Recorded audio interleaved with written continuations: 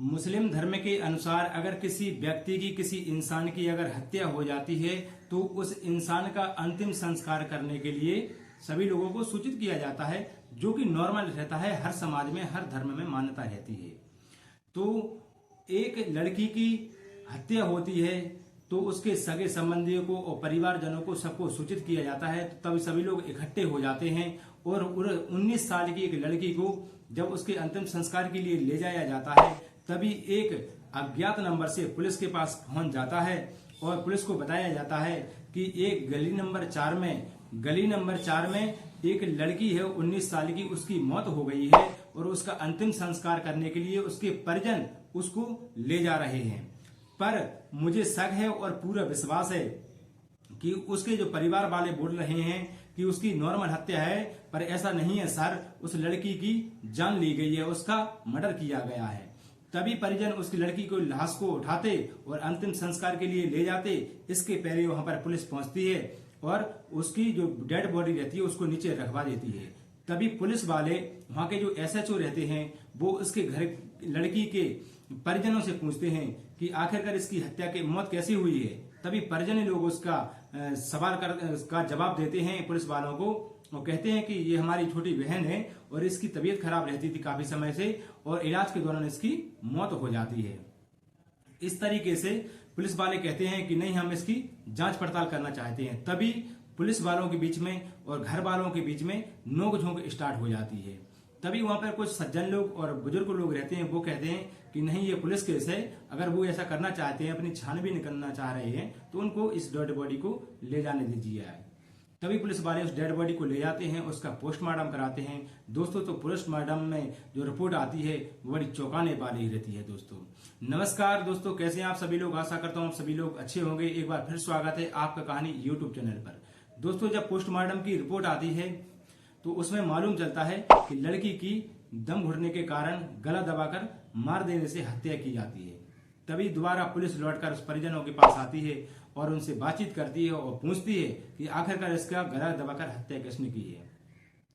उसके जो लड़की के घर वाले रहते हैं वो इस बात को मानने से कतई इनकार कर देते हैं।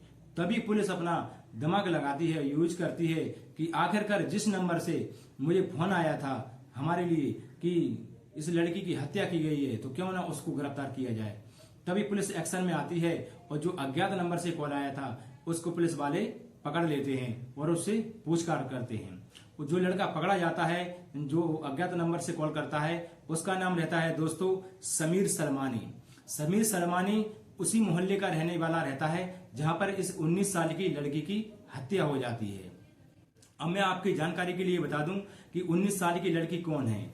19 साल की लड़की है गुलफ्सा, जो कि उत्तर प्रदेश के जिला गाजियाबाद, थाना भट्टा की रहने वाली थी और भट्टा की रहने वाली थी। उसका परिवार में 6 सदस्य रहते हैं, जिसका नाम पिता नन्हेलाल खान, माता का नाम रहता है समीरा खान और एक जो उसकी छोटी बहन रहती है और उसका एक बड़ा भाई रहता है मोहित और छोटा भाई रहता है तौहीर।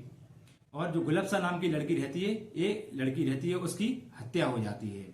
तभी जो समीर सलमानी नाम का लड़का रहता है वो पुलिस की कस्टडी में पहुंचता है और पुलिस उससे जांच पूछ करती है। तभी वो समीर सलमानी नाम का लड़का बड़ा चौंका देने वाला खुलासा करता है। वह कहता है सर कि जो अभी गुलफ्सा नाम की जो लड़की की हत्या हुई है सारी मेरी प्रेम का थी और मैं इससे काफी समय से प्रेम करता था। करीब 3 और 4 साल से हमारा संबंध चल रहा था। हम एक दूसरे को बहुत प्रेम करते थे और शादी करने वाले थे। सर हमेशा हम मिलते थे और हमेशा मिलते रहते थे। अचानक एक दिन आया कि हम दोनों मिलने के लिए जा रहे थे और एक जगह बैठे हुए थे। तभी इस लड़की का छोटा भाई आता है तौहीर नाम का, जो कि हमें देख लेता है और अपनी बहन को बाल पकड़ के वहां से घसीटते हुए घर ले जाता है। तभी सर मैं वहां से अपने घर चला आता हूं और 3 दिन तक वहां पर मेरे पास कोई कॉल नहीं आया और 3 दिन बाद उस गुलफ्सा नाम की लड़की का मेरे पास कॉल आता है सर, और वो मेरे से कहती है कि मेरे घर वाले मेरी शादी करने के लिए कहीं वो लड़का देख रहे हैं, इसलिए तुम आकर मुझे यहाँ से ले जाओ, मैं तुम्हारे बगैर नहीं रह सकती हूँ। इतना सुनते ही उसका फोन कट हो जाता है और समीर सलमानी कहता है पुलिस वालों से सर इस तरह से उसका फोन कट हो जाता है और मैं 2-3 दिन फिर इंतजार करता हूँ और 3 और 4 दिन बाद दोबारा से गुलफ्सा का फोन आता है समीर सरवानी के पास, अपने बॉयफ्रेंड के पास। उससे कहती है कि मेरे घर वालों ने मुझे भागने वाली मेरी बात सुन ली है और मुझे तुमसे शादी करने वाली बात सुन ली है कि मैंने तुमसे कहा है शादी करने के लिए, ये वाली बात मेरे घर वालों ने सुन ली है। अब वो मुझे शादी करना नहीं चाहते हैं, बल्कि वो मुझे जान से मारने के लिए तैयार हो रहे हैं। मुझे जान से मारने की तैयारी की जा रही है। इस बात को गुलफ्सा नाम की लड़की अपने बॉयफ्रेंड समीर सलमानी से कहती है और समीर सलमानी इसको ज्यादा बड़े में नहीं लेता है, हल्के में लेकर छोड़ देता है। तभी पता चलता है कि रात्रि में उस लड़की का गला दबाकर हत्या कर दी जाती है और सुबह जब उसका अंतिम संस्कार करने के लिए ले जाया जाता है, तभी समीर सरवानी कहता है कि सर, जब मैंने देखा कि बराबर उसका कॉल आता था और वो मेरे को बता रही थी घटना के बारे में, और उसने बताया था कि मेरे घर वाले मुझे मारना चाहते हैं जान से, और सुबह दिन इसकी मौत की खबर मैंने सुनी, तो सर इसलिए मैंने आपको कॉल किया कि इसकी साधारण मौत नहीं हुई है, इसकी जान से मारकर हत्या की गई है सर इसकी। इसके साथ में पुलिस वाले एक्शन में आते हैं और जो मोहित नाम का और तोहीन नाम का उसका जो भाई रहता है उससे जांच पड़ताल करती है पुलिस वाले और पूछते हैं, कहते हैं क्यों आखिरकार तुमने ऐसा क्यों किया। तब वो कहता है सर कि हम दोनों भाई हैं, गरीबी की स्थिति रहती है सर, और हम दोनों अपना काम करते हैं, अपना घर का काम काज निकाल रहे हैं। पिता को वायरस मार जाता है, पिता हमारे बुढ़े हैं। ये हमारी बहन थी गुलफ्सा, हम इसको पढ़ाई लिखाई करवाने के लिए कॉलेज में दाखिला दे दिए थे कि आगे चलकर पढ़ लिख कर, ये हम तो नहीं पढ़ पाए, ये लड़की पढ़ लिख कर कुछ आगे चलकर बन जाएगी जिससे घर का काम काज निकलता रहेगा। पर सर ये शादी पढ़ाई लिखाई ना कर कर इस समीर नाम के लड़के के साथ में गुलछर्रे उड़ा रही थी। इस कारण सर हमने बदनामी को लेकर इसकी शादी के लिए सोचा, पर ये शादी के लिए तैयार नहीं हुई और भागने के लिए तैयार हो रही थी।